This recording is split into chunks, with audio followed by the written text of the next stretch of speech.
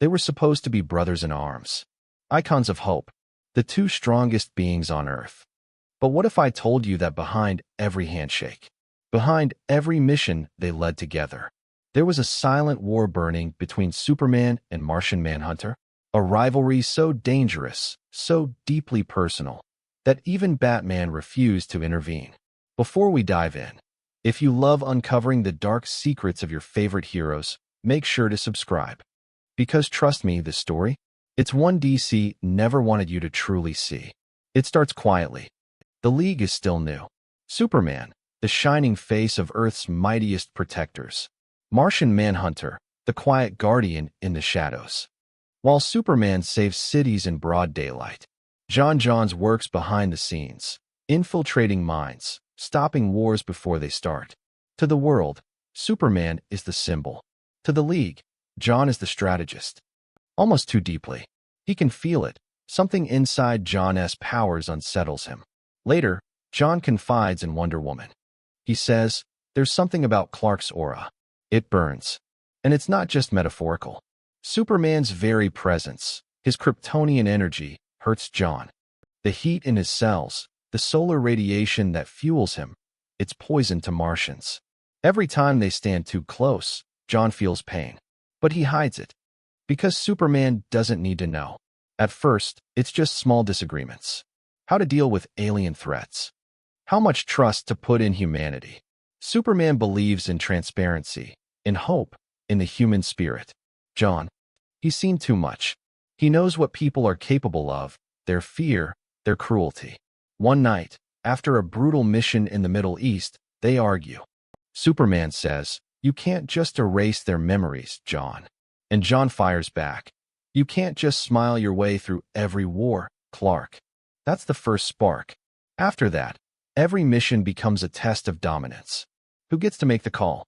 Who's really leading the League? And when Superman learns that John has been secretly probing his mind, even just to understand his alien psyche, something inside him snaps. He tells John, "Stay out of my head." John's answer? Cold, calm, devastating. Then stop hiding what's inside it. It happens during the Injustice Protocols, a secret failsafe plan designed to stop any member of the League if they ever went rogue. Guess who wrote them? Batman. Of course. But one of the files was altered. The countermeasure against Superman wasn't what Bruce had written. It was modified by John. Superman finds out. And that's when all hell breaks loose. He confronts John in the Watchtower. Alone. There's no warning. No calm discussion. Just two titans standing in silence. One burning with sunlight, the other cloaked in psychic shadow. Superman says, "You changed my file." John replies, "Because no one else can stop you, Clark." In that instant, Superman's heat vision flares, a reflex. The air sizzles, and John vanishes into mist. But then, a voice echoes inside Clark's head. "You can't hide from me, Kryptonian." Superman feels his mind splitting open. John's telepathy is digging deep, pulling out memories of Krypton, of fear, of loss. Superman fights back, his heat vision cutting through the psychic storm. The Watchtower trembles. Metal bends. Screens explode. And for the first time, Superman isn't sure he can win. John appears behind him, intangible, ghost-like. He whispers, "You think you understand pain? You've never burned alive." Then, he phases his hand into Superman's chest. Right near the heart. Not enough to kill, just to remind him he could. Superman freezes. The two lock eyes. And in that instant, both realize something terrifying. If they fight for real, the Earth wouldn't survive it. They stop. Just stand there, breathing hard, the silence heavier than any punch. Finally, John withdraws his hand and says, "We can't afford to be enemies." Superman, still shaking, whispers back, "Then stop acting like one." And that's how the fight ends, not with victory, but with a wound that never heals. From that day on, the League notices the difference. They still fight side by side, but never shoulder to shoulder. Because deep down, both know, one wrong move, one bad day, and the greatest heroes on Earth could destroy each other. You'd think after that confrontation, things would calm down. But between Superman and Martian Manhunter, the silence was worse than the shouting. Every mission after that, every league meeting, carried tension you could feel, like a quiet storm hanging over the room. The others noticed. Wonder Woman tried to ease it. Batman didn't. He just watched and took notes. Because deep down, Bruce knew, if either of them ever snapped, the League wouldn't survive the fallout. Months pass.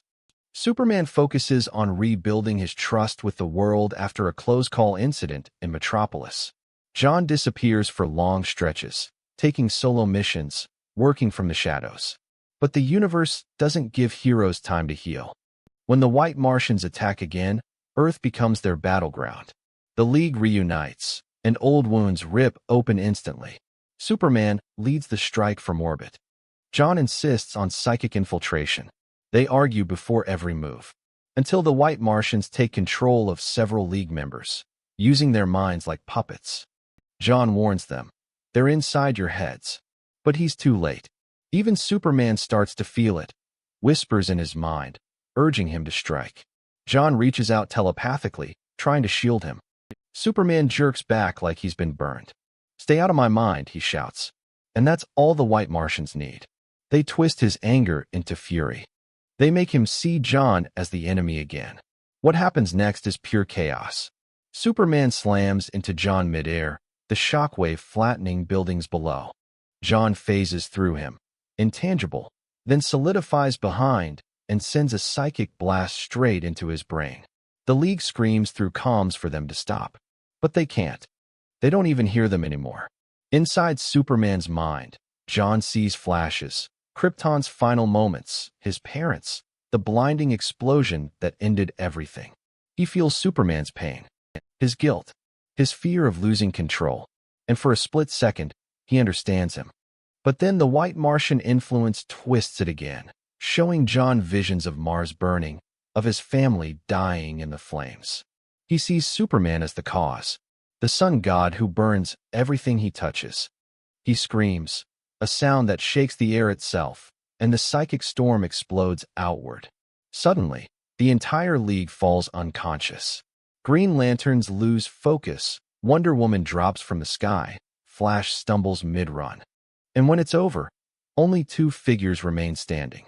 One, glowing with the light of a dying star. The other, wreathed in green fire. Superman lands hard, his cape torn, eyes glowing red.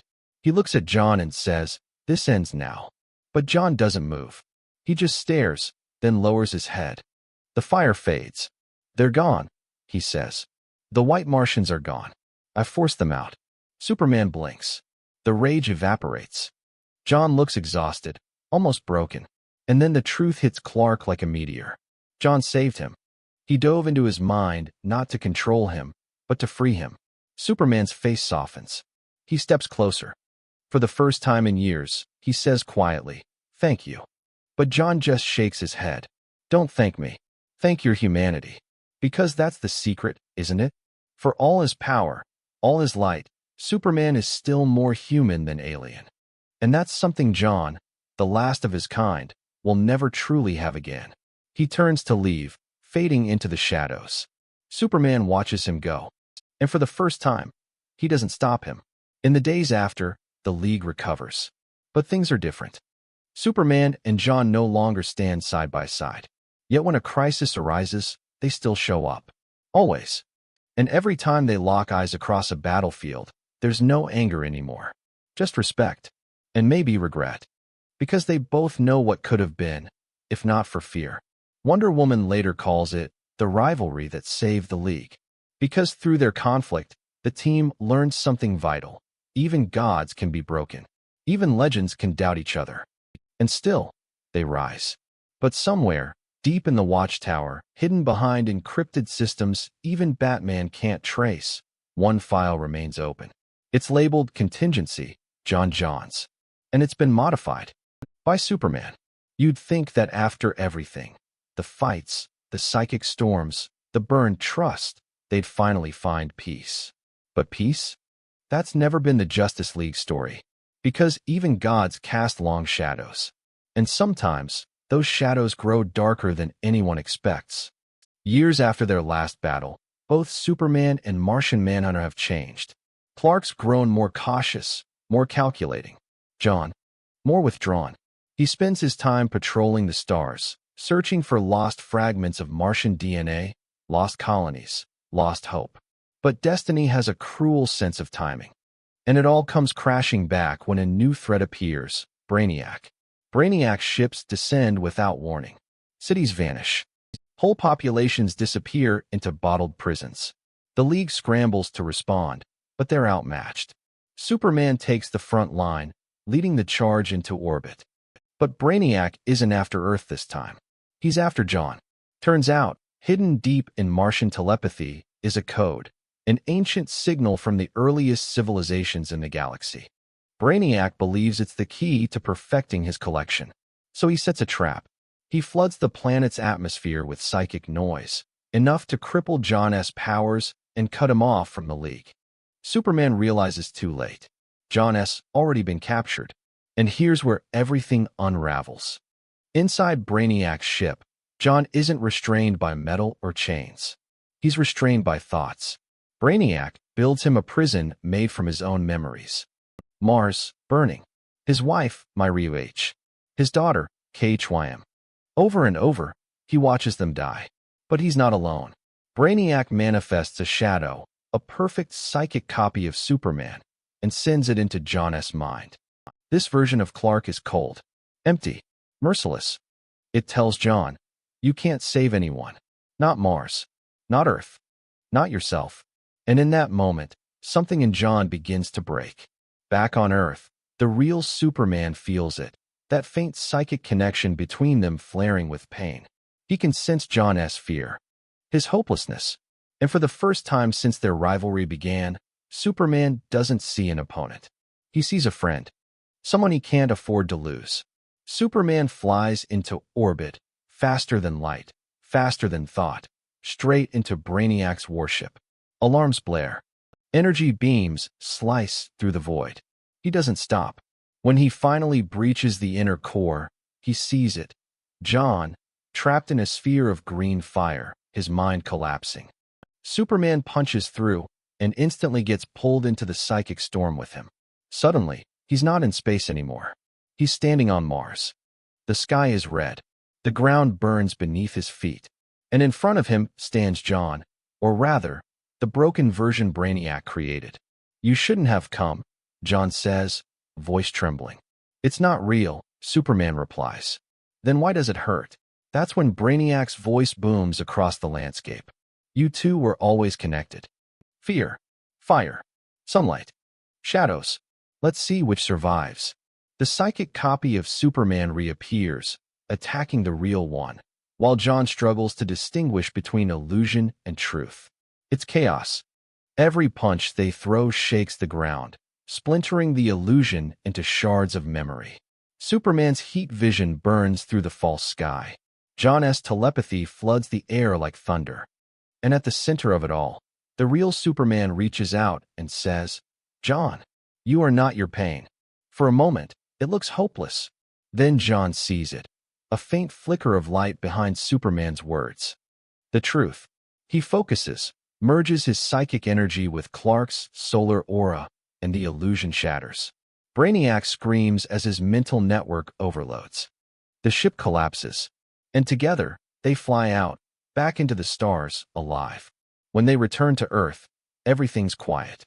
The League gathers in silence, watching as the two land side by side. Superman looks at John, still weak, still shaken, and smiles. You saved me once. Guess it was my turn. John nods. Maybe now we're even. But then, something changes in his tone. He adds softly. Or maybe, Clark, we never needed to be. For the first time since their rivalry began, there's peace between them. Real peace. Not as rivals. Not as weapons. But as survivors. Because both of them know what it means to lose a world, and still choose to protect one. Weeks later, deep within the Fortress of Solitude, Superman studies a fragment of Martian DNA recovered from Brainiac's ship.